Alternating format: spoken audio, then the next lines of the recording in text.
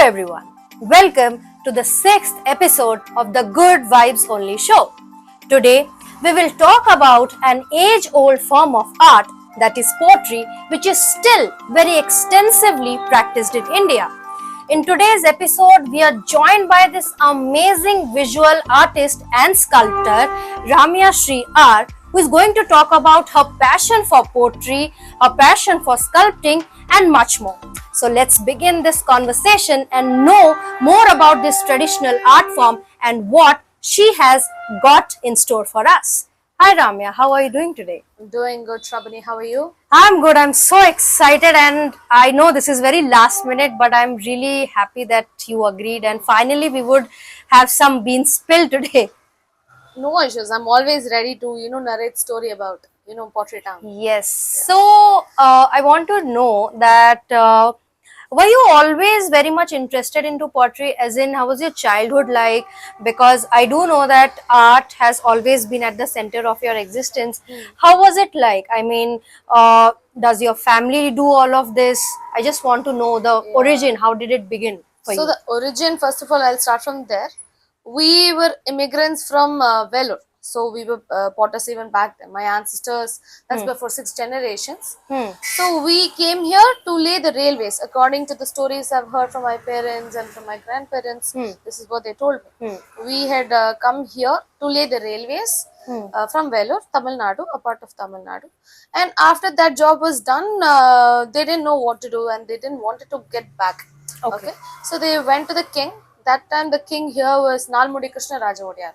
So the potters, our ancestors, went to the king and asked for help, for a livelihood here to make their existence here.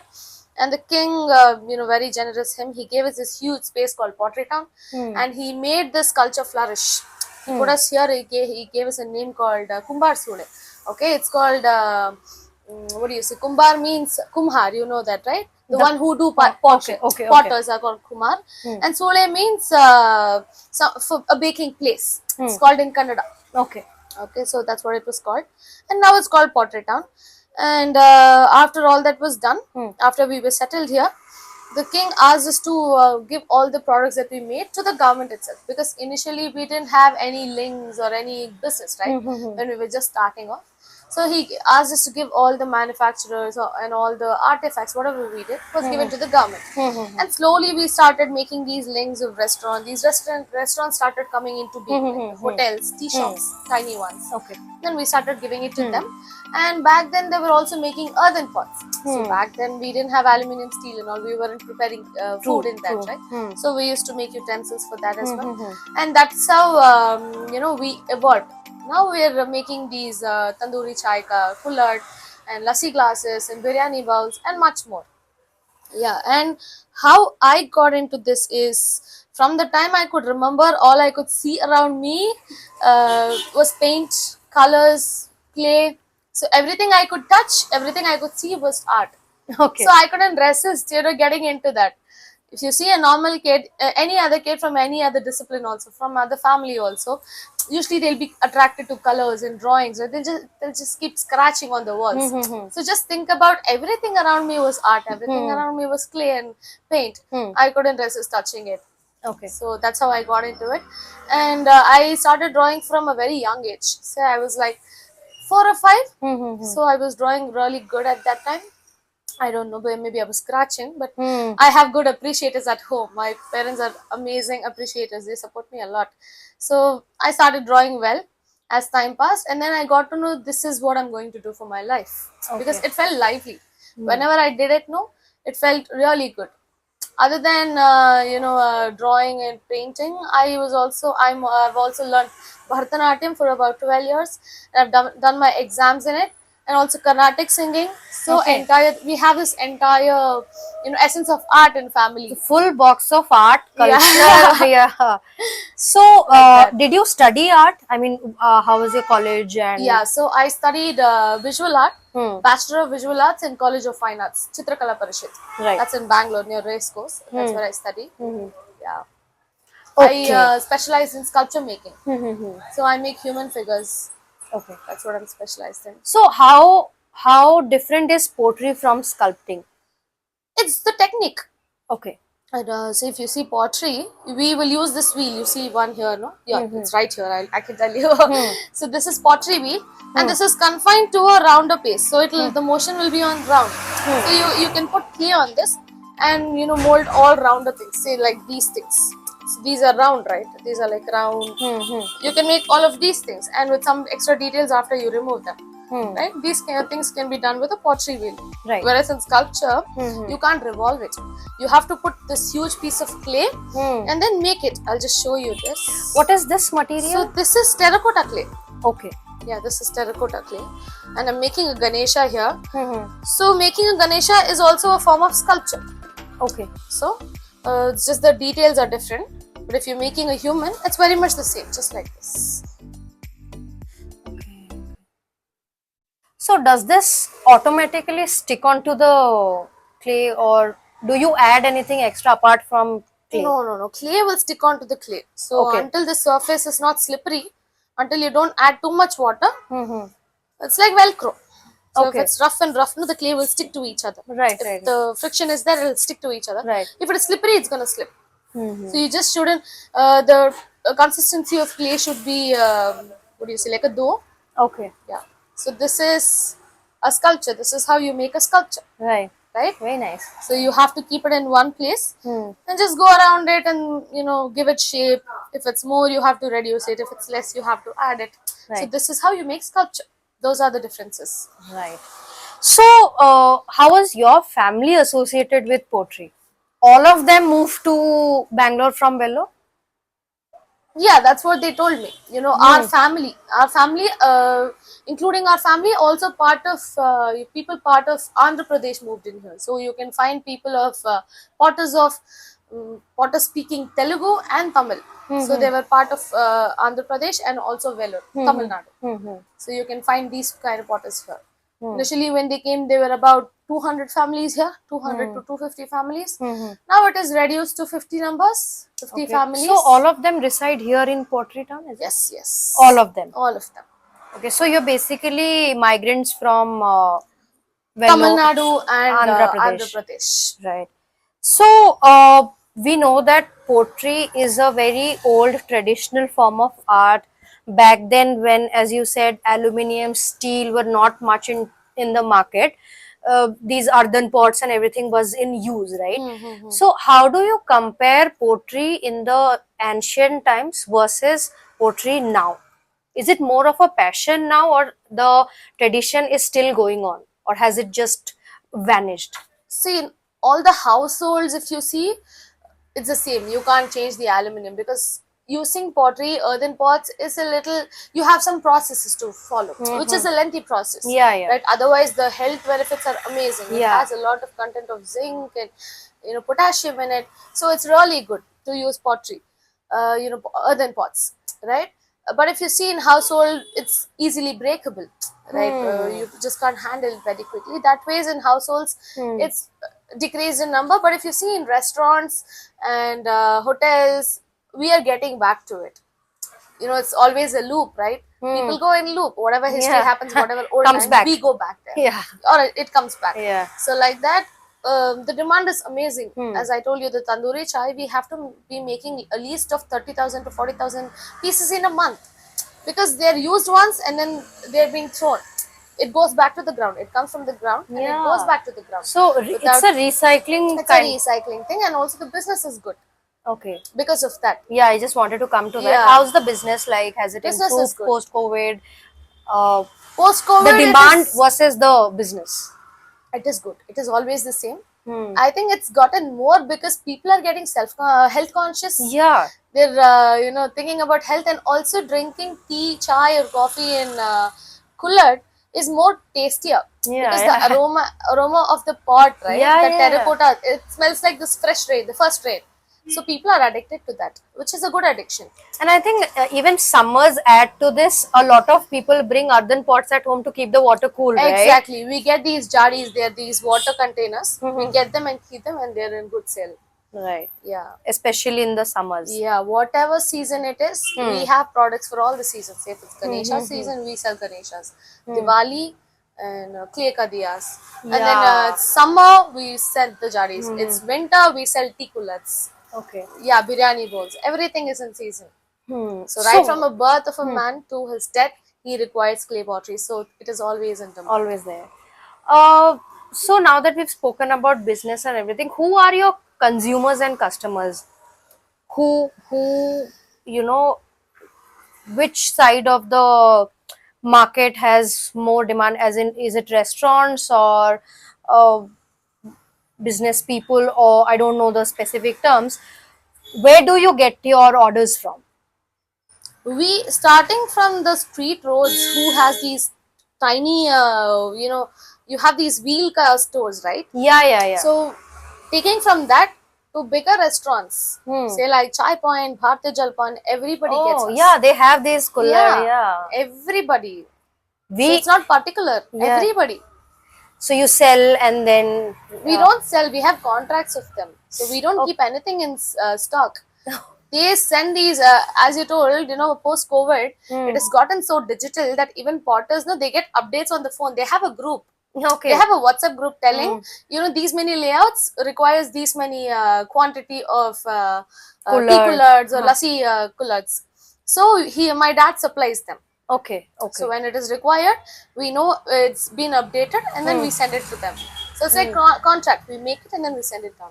Okay. It's not even like selling. We don't have to look for any customers. There is flourishing customers in pottery. So no worries. So there's demand, there's business. Yeah, demand in business. Good is business. Amazing. Yeah, yeah. Right. The only issue we are facing through is we're going through is we are not able to give the demand. We are not able to satisfy the demand that is coming to us. Why? Which is a bad thing. That is because you could see this place is a tiny space. Yeah, So yeah. whatever we made, we need space to dry them. We need space to bake them and then store them back and send them. So all of these requires a lot of space. And not only that, also preparing clay, storing the raw materials and machineries and everything requires a lot of space, right? But this is a very tiny space. But we are trying our best to utilize the space at its best and give what we could give best, right? But I wish the government did something about it. If they did, see, there are already machineries that are coming in North India. You don't even require a potter to do pottery. Okay. Yeah, I was coming to that. Yeah. Because what I see here is a lot of manual labor, right? Work. So you think if the governments or the NGOs would bring in some machinery here, it would help you satisfy the demand and the business? Absolutely, yes. Because we are eager, we are hungry for business, we are hungry to give the demand. We know how much of a demand is coming to our hands just because we couldn't make it slipping off our hands. We have the potential, we have the number of hands. But if at all there was a machinery and if at all there was a huge space, this place is going to flourish like more, and more young passion are going to come in this because there is hope. Because the government is looking and the government is doing the need, so the new younger passions will also jump into this right away. This is a passion that is stress relieving. That's not, it doesn't come with a lot of stress. Okay, this is a happy job we would love to go into. Because I know a lot of Gen Z these days, even I think I also find a lot of leisure in I'm not a painter, but sometimes when I use colors I feel a little relaxed. I feel I'm stress free, right? So this can turn to a passion as well if given the opportunity and the demands met. Definitely, right? Yeah. definitely. See, it's like a blessing because I think I'm blessed to find out what I really wanted to do in my life, and I got into it really early. Yeah. So I feel like I'm blessed. There are so many people who doesn't know what they want to do. True. Right? And if they were given a job where they could feel happy and they're getting paid for that too, isn't it a great thing? Yeah, I mean it's a cherry on the cake, right? Yeah. So do you think that pottery is still very relevant in India? Very much. In terms of demand, business, supply? Yes. Yes, yes. And also, it's like a fun activity. It's like people want to go to it. This era is so stressed out, and everybody wants a kind of refreshment. Popping and clubbing is all done. Going to movies, eating. How much could you do all of that? Too much. Overrated. That is overrated. So people are looking for something calming and refreshing and a little productive, which can be pottery or clay modeling. So it's an artistic thing, right? So we are open for workshops. We do workshops in corporate companies and even events, universities, and a lot of space, making sure we could tell people what they, this is how refreshing this is, how calming this is. So we go to a lot of workshops like that, and we conduct Ganesha making workshops every once in a year. Okay. So, how does a day in your life as a potter looks like, as a sculptor, visual artist looks So like? I wake up. My family this is the ritual of a day. We wake up. We give importance to health. We go for a jog. We go for a walk. And then we get back. We get freshed up, and then we come to the store as soon as possible to the studio. We come here, and then we prepare clay first of all. So this is pigment, yeah. I can show it later. So we prepare clay here, and then that's required for a day. And my dad starts pottery, and I start my sculpture works. We spend our entire day on that sculpture and pottery, whatever is needed. Say like 2 to 3,000 pieces are made in a day. My dad has to make them.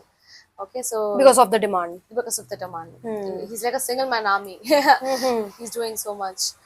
Yeah, so after the work is done, evening we close it by like 7 o'clock or 8 o'clock. Right. And when there's too much work, we also extend it till 10 or 11 o'clock. It goes, depends on the demand. Yeah, and then we close the studio, we go back to sleep. That's it. Wow. Yeah, it's a beautiful day. Yeah. And at the end of the day, guess what? We don't feel stressed out. Yeah. We are not Yeah, stressed. yeah. Otherwise, of course, I'm not demeaning somebody who's a corporate employee or whatever. Definitely not. It's an own perspective, Yeah, own yeah. opinion. So Ramya, what do you think about pottery being a sustainable career choice? How is pottery, if you see from a very career-oriented perspective, what do you think about pottery? Does it have that future? And if someone is so passionate about pursuing pottery, uh, does he need to go abroad, or there's still demand in India? How's it like in terms of a career oriented perspective? I think market wise, India is always good. It's just that we have to be a little skilled. See, if you take in any career, no, there are challenges. Yeah. But even if you go to IT, you're not going to be paid well in the first year or the second year itself. Yeah, just it's like not a that. cakewalk But always. yeah, obviously. So if you see pottery, more like a business. Pottery is like your own business. Yeah, See, yeah, when you're true. a business owner, when you're an entrepreneur, Hmm. you need to wait for some time. Any business will at least take you 2 to 3 years to pick Absolutely. up, right? And you Absolutely. have the dedication, you will get there definitely, because it has amazing market. And if you're creative and innovative in what you're doing, anything is going to be fruitful, Right. isn't it? Because now I am in business for like 2 years. I graduated in 22, and it's been like 2 years I started business. Okay, after a year gap, I was doing internship with an artist. Okay, so he's this traditional artist, and also he does hyper realistic human figures. So they are made of silicon, and they will look just like a human being. So are these wax statues kind of a They thing? are silicon statues. Silicon so statues, okay. wax is going to melt down in Yeah. a hotter Climate. room, right? Yeah, Hotter yeah. climate. So they do silicon sculptures. So for that, the face has to look just like that, a replication. Right. So I was a sculptor there. I was working there, and after the internship, I came here. I wanted to do business. Okay. So you were very clear that you want to do business, pursue business. Yeah. So I was very clear, and also my skill was good. I'm not bragging, but actually I worked a lot on my skills. Okay. I can clearly see that. Yeah.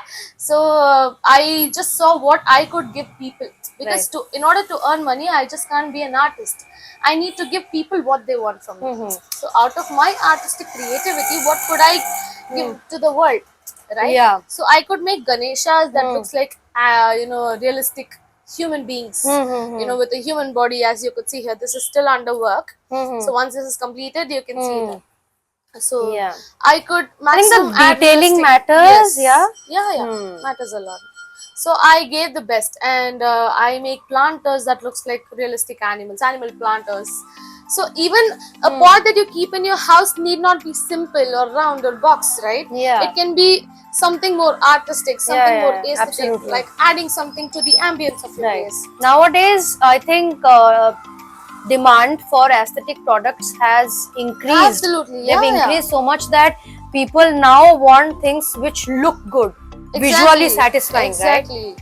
So, Ramya, what do you think? How has pottery evolved over the years? It was a traditional form of art where people used it for, say, cooking, drinking water, etc., etc. How has, from that age, how has pottery evolved now? I think due to the connection and people Hmm. know what is going on here. Before, there wasn't much of exposure. See, Yeah. if you were into a job, if you were into a discipline, you would remain in that discipline. An engineer wouldn't want to go and do pottery because there are stereotypical thoughts back then. Pottery was considered something mediocre because we always are in muddy clothes. People had those But that's things the in job, right? people had those in Yeah. their brains. They were like, he's wearing a dirty cloth, which means they won't get paid well. That is totally it's hilarious, right? Because you never know what they're earning, right? Back in those days it was like that. It was a stereotypical thought that pottery is bad, it is mediocre, we were considered low. But now an engineer wants to know about pottery because he sees it as an art. It is an art form, truly. Yeah, yeah, Which yeah. has come from the Indus Valley civilization. Back from those days, we were doing these earthen pots, everything. That was the sole business. Yeah, earlier, I mean, it was a side business kind of a thing. Now it's very mainstream, I think. Oh, back then also it was mainstream. Now also it's mainstream because back then in every kitchens they had Yeah, yeah. earthen pots. Oh, So back then absolutely. it was very important. It's just that people were looking at the potters badly because they wore bad clothes. Okay. Now it's not like that. You Yeah. never know who's making how much. Yeah, Now yeah. people have a recognition. They have this. They've analyzed better. Yeah. Okay, they're good at business. They're good at calculating these days. So yeah, even an engineer wants to see how this feels. He wants to give a try. So yeah, things are like that. It's changed now, and everything is given importance to. It's being valued, and they see it for what it is, more Okay. than what they perceive, Perceive it as. it, right. Yeah. So you told me that artisans from Andhra Pradesh and Vellore came to Bangalore, to Pottery Town. They were given this place. They came to Pottery Town. What is the market size of you guys? As in, is it only Pottery Town that does all this, or there's what is the market size I'm looking at? Market As size. in terms of, do you know people out of Pottery Town who make pottery like that? Yeah, there are. That's what I'm But Pottery Town is a little huge compared to the other potters. So if you see, there are other potters in Bangalore for sure, and they are small in number. Say like one family, two family, and they're completely Isolated? not isolated, but in remote areas. They are Okay. settled in remote areas, so they don't have quite an identity like this huge town. But this place has a community, So you're doing it from generations? generations. Okay, Yeah. okay. And also if you see, the colorful thing here is, since they've been here for generations, since they've been thriving for generations here only, most of the potters are relatives. They Okay. get married from here to there, and somehow the family is, now most of them are families. Okay, You see okay. the third house from here will be a relative somehow to me. Okay, okay. So that ways we are related. Because somewhere all of you migrated from Vellore and Andhra Pradesh and came here, settled here, and Yeah. then started all this. Yeah. So your father started this, I mean, this area, or No, it was back then. It was There, there. Yeah, there. yeah. My grandpa was Established. in the same. Okay. This shop itself is here for 4 generations now. Oh my god. Yeah, my grandpa was in this shop. My dad is in this shop. I'm in this shop. My great grandpa was in this shop. Okay. Yeah, so this it shop feels hasn't changed. you feel connected to your ancestors Yeah, as very well, much, right? very much. Yeah. We still have some artifacts that my grandpa has done. Okay. I still secure some pieces that my dad has done. Yeah. Yeah. Right. Okay. It's a beautiful thing that we're carrying along. Yeah, I mean, you've carried it for generations Yeah, now, yeah. and there's so much demand. The business is doing good. You even feel a little more satisfied that you're pursuing something that you really like, and at the end of the day, of course, it is paying you money, right? Definitely. And a good thing about this is, social media is doing a good deed to all these culture by making their imprints on the media. Okay, so people are getting to know about Pottery Town. Before the Instagram or social media was really active. Before Yeah. people were active on it. Not many knew about this place, but due to social media, a lot of people know about it. It's going as a trend to them. It's reaching as a trend to them. So they know that this is happening. I'm really glad that it's doing a good deed to us. Right. So now that we've reached almost towards the end of this podcast, I want to ask you, what do you think is the future of pottery in India? See, even I was telling you about this government help to the potters, right? Yeah, yeah, yeah. Even if they're doing it or not, we have this great passion. We can't let this culture go to drains, right? So I am planning. I am separately with my family. I'm planning to put up a studio where I could install some machines that make for pottery, these Jugga machines, and I could bring this to an advanced level. Right. Okay, as an artist, I need to, save this. Yeah, yeah. Yeah, and pursue this. Because everything And is bring in evolving, hope. you have to Definitely. evolve, right? Definitely. Bring in hope to the younger generations that this could make you good amount of money. And also it's peaceful. It's Yeah, nice. right. So apart from pottery, you do sculpting, and as I mentioned in the intro that you are a visual artist also. How different are these three things? Or is it like if you're a visual artist, pottery is something that comes to you naturally? Is it like that? So since I am from a pottery family, it runs in my blood. Okay. Okay, and I since I'm into this new generation and I'm inspired and I love the style of sculpture. That is something artistic, and in my entire community and generation, nobody has done visual art, nobody has done sculptures. I'm the first, also a female, to be doing sculptures. Okay, so pottery has been in me, in the bloodstreams. It's just been running inside me, and I like sculptures. I like to do sculptures. And if you see visual communication, visual communication is like the way you have to communicate without even telling a word. So I can communicate with my sculptures, not only Ganeshas. So I like putting shows on galleries with my own composed artworks. Okay, so whatever I feel about what's happening around me, I could communicate it through my sculptures. That is what I have studied. Okay, I specialize in that, visual art. So sculpture is just a way, it's just a tool of telling what I want to communicate. Otherwise, my feelings, it's like sculpture is a typo for the feelings that I want to tell. Right. It's a tool. Right. That's it. So you just told me that you are the only female in the family who's into visual art and everything. Do you think that pottery is still perceived as a man's job? Is it still male dominated or there? Absolutely not. I'm so happy that people are evolving, and there even men. Have to tell you, even men, my father especially, he already has this practical thought that women can do it. They can do it. They can do whatever they want. Yeah, right? yeah, yeah. After seeing me, I have so many cousins who wants to pursue the same. There are other two sisters and brothers who's got into visual art already. So I'm already bringing in hope. I'm making some good, decent amount Yeah, of money, right. which is giving them hope. So Yeah. they're also, jumping into visual art. It's a ray of sunshine that there's still hope, and this is not a dying profession at all. Absolutely not. Yeah. Passion will always run inside our bloods, and also when it's linked to culture such as pottery, painting, that will always be there. Because that's just like you told initially, that's an old age thing. It will always remain inside us. It will keep running as It long will, as it you will. live. It will keep running. It right? will. You just said that you need machinery because, of course, manual labor is something that No, we is. could do manual labor too. Hmm. What happens is when you require say 30,000, 40,000 pieces in a month, Yeah, yeah. we are ready to give you 30,000 pieces in a month. But if you require say like 60,000 pieces in a month, we You don't need have machinery. hands. Yeah. You to be need doing more that. people. We need more people. Yeah, yeah. So instead of that, if you put machineries, you can bring in people who are not even potters. You can employ them. Right. You can bring them into a factory. You give them employment. Employment, Yeah. That's a source also a of good employment. business. Definitely.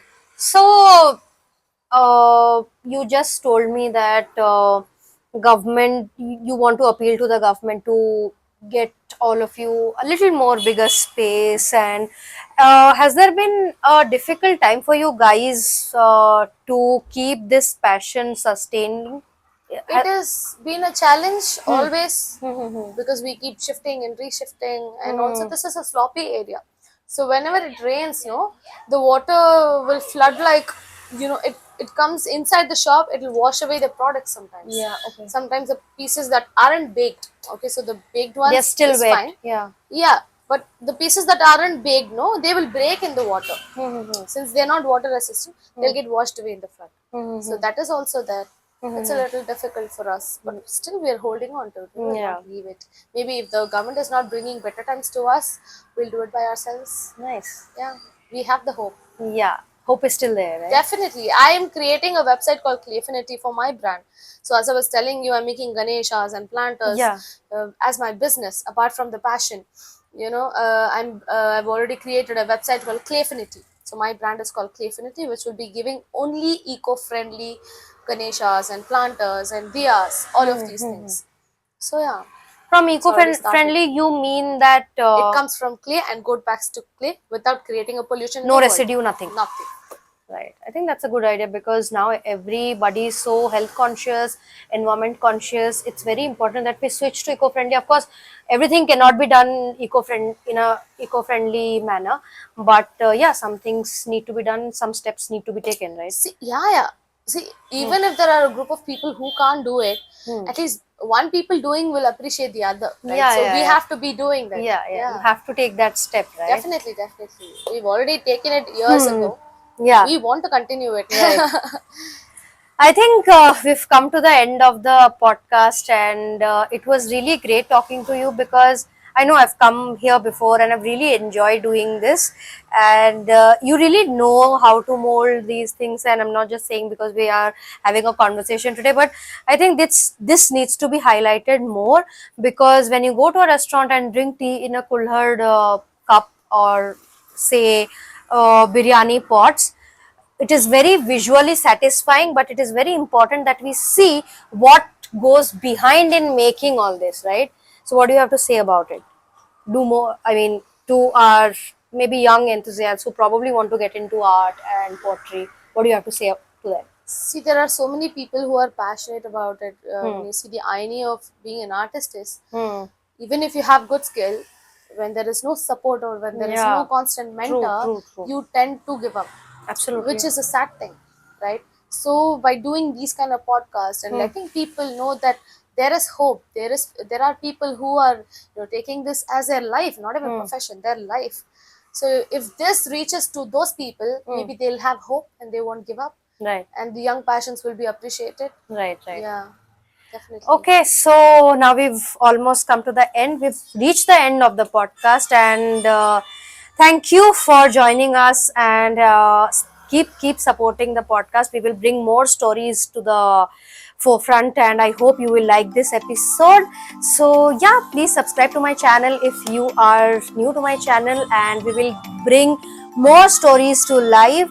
And if you're somebody who's very passionate about pottery, I think Pottery Town is the best place where you can get hands-on experience in pottery.